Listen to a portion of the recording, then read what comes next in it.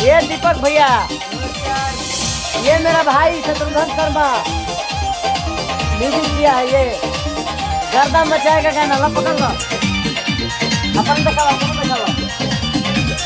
हाँ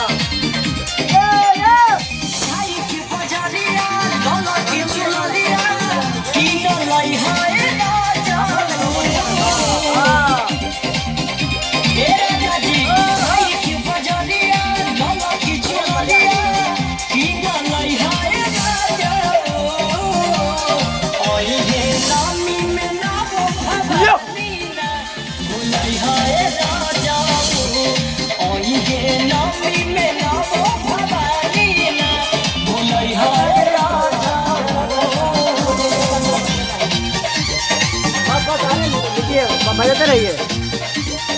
ये मेरे जिगर का टुकड़ा और मेरा दिल के यही सब किया है।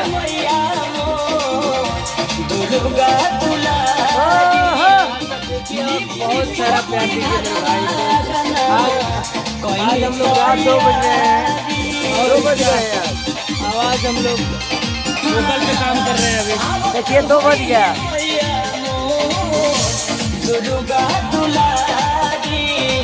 लिपि पोती घरवा कोई नहीं तो